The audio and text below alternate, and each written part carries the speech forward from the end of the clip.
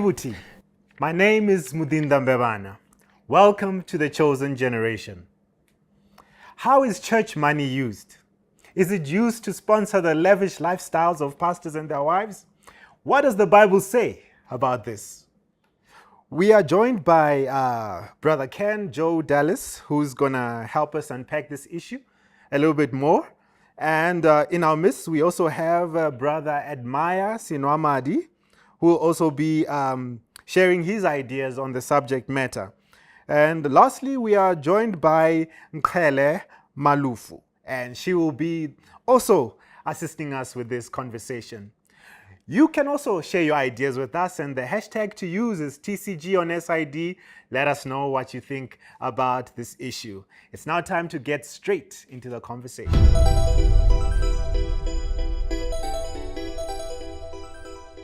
Actually, I don't think it has been done a good job actually in the church at large, especially when you're looking at local churches. Find that the money is going to conference, general, and going there.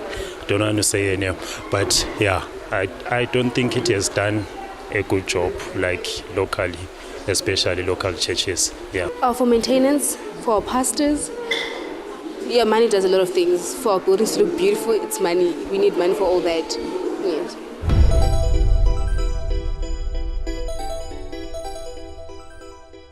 Right, let's go into the conversation. I think the right place, let me start with you, Admire. Can you explain to us how the money is shared from the local church to the general conference? How does that flow happen? Oh, thank you. Some, they say money makes the world go around. So without money, the world will not function. And the role of money in the church or in any organization is like the role of blood in a human's body. Without it, you are unable to function. So the Seventh-day Adventist Church has policies which govern the usage of money and how the money is shared all the way to the GC and how it comes back down as appropriations. Okay. So when a church member returns money at the local church, there's a percentage of offerings that remains in the local church to run the business of the local church. Okay. Because they need to pay for water, for rent, we have evangelism campaigns and all that. Tithe goes to the conference, and at the conference there is paid tithe of tithe to the union, and the union returns tithe of tithe to the division, and the division to the general conference. Okay. This money is used to take care of the church business. And in addition to that, when the money gets to the general conference looks at the need of resources at the divisions, the unions, and the conferences and the local churches. And it comes back down as appropriations that come from the general conference to take care of different programs that will be happening in the various organizations. Okay, that's interesting. It sounds like someone sat down to think very hard about this process. Maybe let me bring you in here, Ms. Malufu. Why is it important? Why do you think it's important for us, for there to be an education about tithing and offering and what it's used for? Or should we just remain ignorant and just let it people do whatever they want? Why should we be educated about it in the first place? Okay, it's important for us, for our church members to be taught about tithes and offerings because firstly, tithe is an act of worship.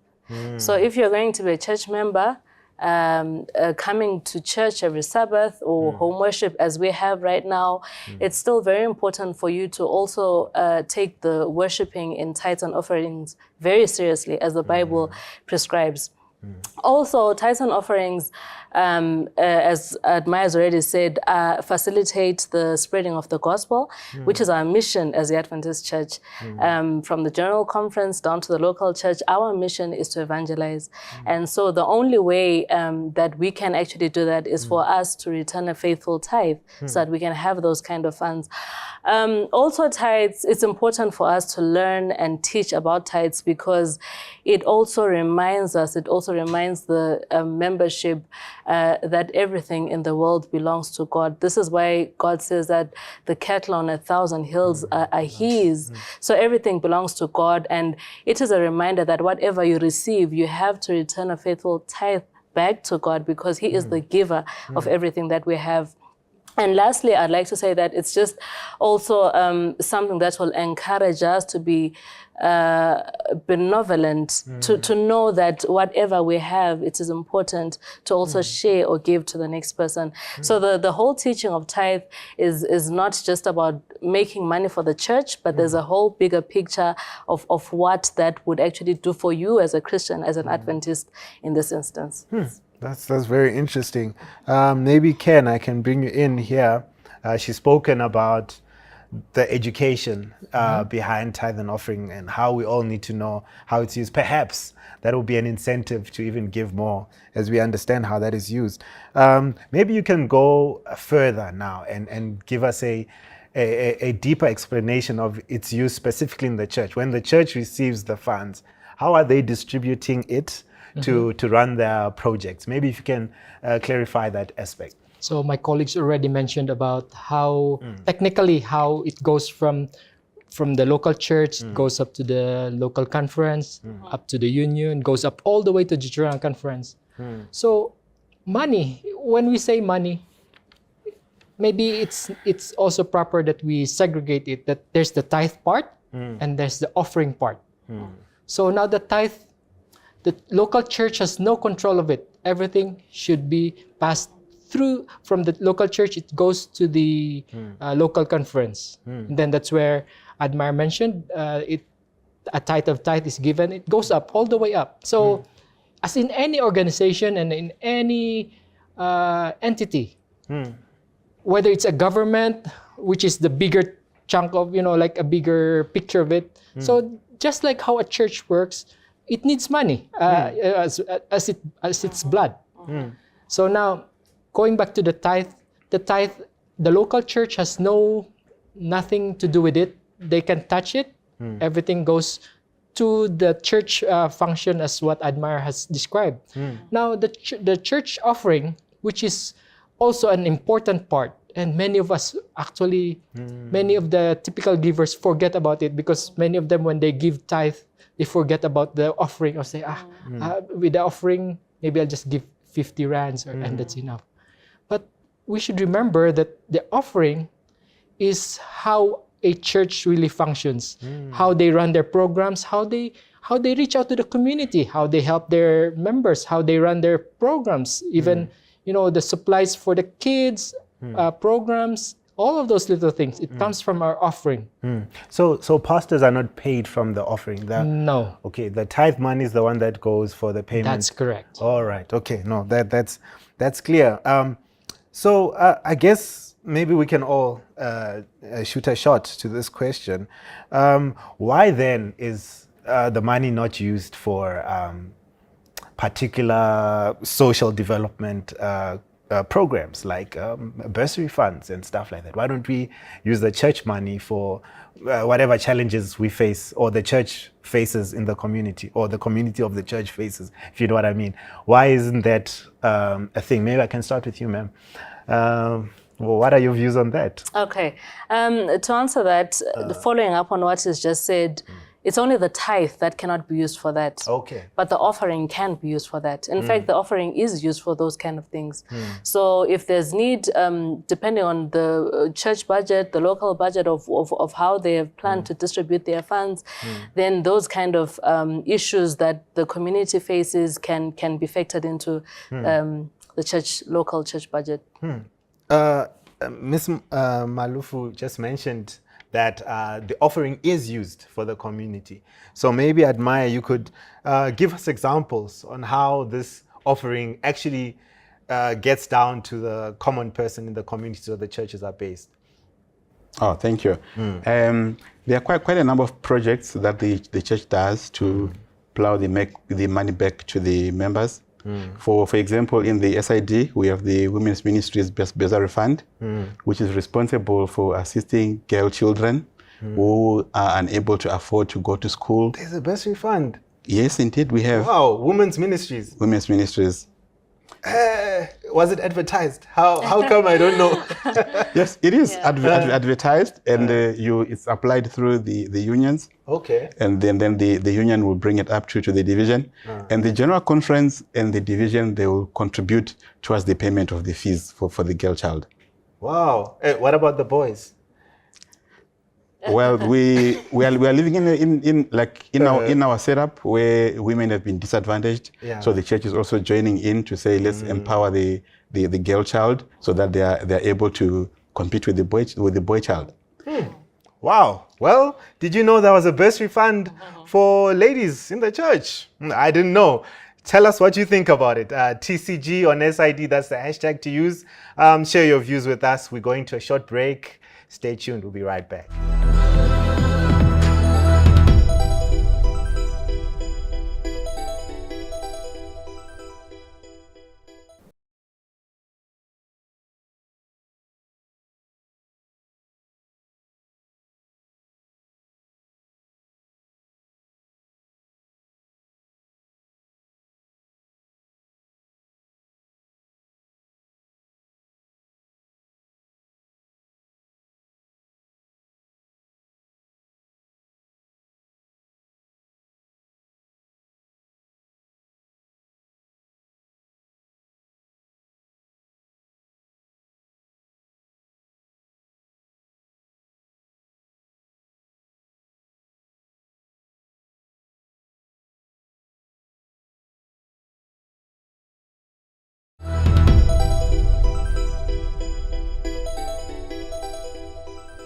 Welcome back to The Chosen Generation. We are still talking about how money is used in the church. Don't forget to share your views with us. The hashtag TCG on SID. Would love to hear what you think about this subject. Back to the conversation with my guests. I would like to bring you in, Admire. What are the dangers or the adverse effects of church members not taking an interest in knowing how church money is used? Like no interest at all. What is the danger? Okay, thank you. I think where money is, there's need for transparency. Okay. Because transparency then gives confidence to the members that their funds are not being misused, that they've contributed to the church. And there are committees that govern the usage of money in the organization. We have the administrative committee, which you call the ADCOM. We have the executive committee, which you will call the EXCOM. Every month, the financial statement is discussed by the ADCOM, and twice a year it's discussed by the executive committee when they meet. And then when session time comes, where the constituents gathers, for a conference, it's after every 3 years. For a division, it's after every 5 years. And for the general conference, after every 5 years. There's a package that is sent by the conference to the churches. Okay. Inside that package, there's a financial statement. And each and every member should take time to go through the financial statement to see how much money was collected by the conference, how that money was used. Because when we see on social media, there are a lot of allegations that money is misused, that money is used for this or is used for that. But if a member could just take time and look at the financial statement, it will speak to them exactly what the money was used for. So I think it is important. That's powerful. It's a way to hold the officers accountable for how the money is being used. Yes. Let me bring you in here, ma'am. One of the reasons that people will give an excuse for not giving money is that, look, Pastor so-and-so just bought a new BMW, or the wife wears an expensive weave. Sorry, I'm so sorry. I don't know these things, right? That's okay. Yeah. Or what, all these excuses that people give. I guess my question is it a problem that pastors are using their salary to buy the things that they want to buy? Okay, yes. This question is often asked, especially to us who are church employees, because sometimes it would seem as though we are misusing church funds. And yet, in actual fact, a salary is compensation for work done. So if you're an employee, you go to work, you perform your duties faithfully, And at the end of the month, you are given what is due to you. It then does not mean that there's a specific way that you should spend your money. There is nothing wrong with a pastor buying a car of their choice, because remember, they have worked for this money and they have earned it. However, it is very important for us not to be extravagant with the things that we choose to do with the salary that we earn. And this goes not only for church workers, church employees, but even for anyone, and even any other Adventist. It's okay for us to be modest in the things that we buy and the things that we do, the places that we go. It's okay for us to show that what we earn, we receive from God. And as I mentioned earlier, it's okay to be benevolent and share with other people that do not necessarily have access to these things. And also there's a verse in 1 Timothy, and I'm paraphrasing, that says that give wages to the laborer. So it's okay, pastors earn their money, rightfully so, and what they choose to do with their money is entirely up to them. So there's no problem with a pastor buying a car of their choice with the salary that they have earned. Okay, that's interesting. Brother Ken, on the issue of member involvement and all this politics around church money, one of the things that happens in some churches is that you'll find that, when it comes to leadership, your faithfulness in remittance is one of the criteria that they look for in the elections. And you find that some churches go even to the extent of asking for pay slips, if that they can check, and the treasurer must now check the pay slip with the performance in the year. Then we can say, this one can be the elder of the church. What are your views on such procedures that people are employing? Interesting how you asked that, and I was smiling because it reminds me of a specific church in the Philippines, where I came from. Before you become a member, those are the things that you need to submit. Wow. And then your position in church is determined by how much you give. And the church actually is not saying, give your tithe and offering, but they look at those papers that you submitted and say, okay, since you're earning this much, you should give this much every week or every month. There's a quota for you. If not, you will be demoted in your position. So that's an interesting way. And I don't think that's how our church is supposed to run. Because as MQ earlier mentioned, giving and our offerings and our tithes, it's more about our relationship with our God. It's more about worship, recognizing Him that He is the giver and the provider of everything that we have. So God does not, as what the Bible is even mentioning, the Lord does not look at how much you give, but what's in your heart when you give those things in return. Wow, that's very interesting. I think this is a great place to take a break. Viewers at home, continue to share your views with us. The hashtag again, TCG on SID. Let us know what you think. Don't go away. We'll be right back.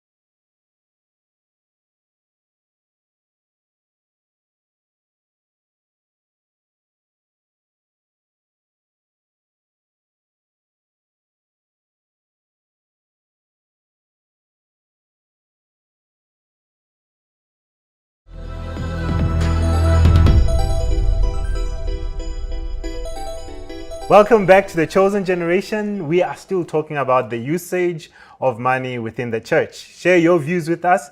The hashtag TCG on SID. Would love to hear what you think about this issue. Back to the conversation. Again, I start with you, Admire. We just heard before the break, Brother Ken speaking about his experience in the Philippines. how people were using people's tithe. Do you think that this is a common thing where we size each other up in churches based on how much tithe someone is bringing? I don't even know how that information gets distributed, but all of a sudden there's now a hierarchy and class because of the amount of tithe that so-and-so brings. And if that's the case, what are the disadvantages or the adverse effects of such behaviors? Oh, thank you. I think the issue of sizing might be there or could be there, but I think it might not really be based on tithe, but it might be based by the way people look. Like some people appear rich, so people would want to give them positions they would want to be associated with. But I'm reminded of the Bible when it talks of the story of Ananias and Sapphira. They sold their field, but they did not return a faithful amount as they had promised. And they ended up, unfortunately, dying as a result of that. There are some people that might look like they are bringing tithe, but it might not even be a complete tithe. So then it would be incorrect for people to even size people by tithe, because you don't know the person's heart. Remember, the Lord looks at someone's heart, which is why when they brought their gifts to Jesus, the poor widow who gave the least gave the most, because she had given from the bottom of her heart. So I think for us as humans, since we can't see someone's heart, it really becomes not right for us to judge people on what they've brought. But I think we must be, the ground at the foot of the cross is level. We are all equal and we should treat each other equally. Right. Thank you. Oh wow, okay, that's a mouthful. Maybe I should bring you in here, ma'am.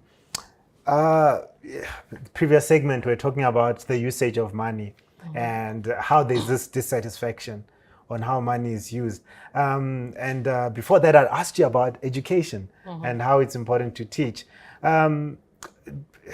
Does the church use any of the money for disaster issues, when things happen in the society? What is the money even considered? Do they even consider that with the church money? Or what are your views on that? Okay, so the church does play an active role in terms of disaster management and so on. For example, there's a very important leg of the Adventist Church, which is ADRA. And ADRA takes care of those kind of situations and incidences.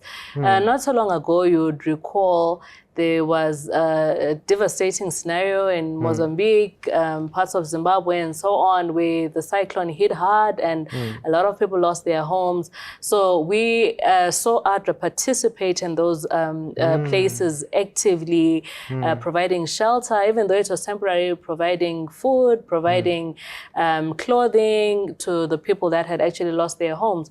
So we have organizations like ADRA. At the same time, here at the SID, we also have a disaster relief fund that also does take care of those kind of situations. And not only disaster, we also have organizations, for example, in Bulawayo, we have a children's home, Quich Children's Home. So there's many places where the church is actually making an initiative to take care of hopeless, helpless situations using the church offerings. And again, I want to emphasize that we are not using tithes for these, because tithes are for a specific purpose, and yet offerings are what are then used to take care of these situations. Yes. That's wow. I think I love my church. Yes. Yeah, that's really great. Maybe we should have actually started with this question. The question I'm going to ask you, is there a biblical basis for tithes and offerings? Or are we just thumb sucking and, No, when we look at it, we are always reminded, when we think of tithe, it's always the Malachi verse. And if we also study the Bible, the mention of tithe is really, in the Old Testament, it's more of the concept of tax. And interestingly, if you look at the New Testament, there's no specific mention of tithe. What it does say is in giving. So now, depending on where we want to go with this, but the one of the verses that I'm always reminded on when I think of this is Psalms 24:1. Okay. You know, it's not about how you tithe and how you give your offering. It's more of our interaction with money. Okay. Because, you know, our interaction with money should begin with acknowledging that everything belongs to God. And it is our act of worship when we give our money and our tithe and offering back to Him. That's really powerful. I don't know if you think we should read the text or people can. I would love to hear what it does say. Also, Ed, before you read the text on the importance of young people taking an interest in tithes and offerings and their responsibility, therefore, after hearing such great news. Yeah, so as what any kids or any young people today, the younger they are taught, the younger they are educated with the matter of tithe and offering, it sticks to them all the way, you know, until they grow old. So going back to the text that we want to wrap up, to really focus on, it's in Psalms 24 verse 1. It says, "The earth is the Lord's, and the fullness thereof, the world, and they that dwell therein." So by giving and by returning our tithes, giving our offerings, it just shows how we fully trust that the Lord is our provider. He will provide for anything that we can ask for. And that's a great place to end the show. I'd like to thank you, my guests, for coming and allowing yourselves to be used to communicate this important message to our viewers.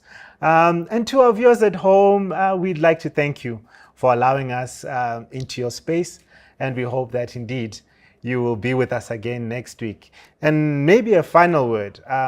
The proclamation of the gospel really does require your funding. And I guess, as Ken has said, everything belongs to the Lord and everything must return back to Him. And so we are held accountable, not so much to the church, but to God Himself for how we use our money. Therefore, let us give because of Jesus, the one who saves, who sanctifies and satisfies. And perhaps a last message to you, please. Don't forget, the hashtag is TCG on SID. Share your comments with us. We love hearing from you. And don't forget to subscribe to our channel, the SID Media on YouTube. And yeah, that's it from us. We'll see you again next week. Goodbye.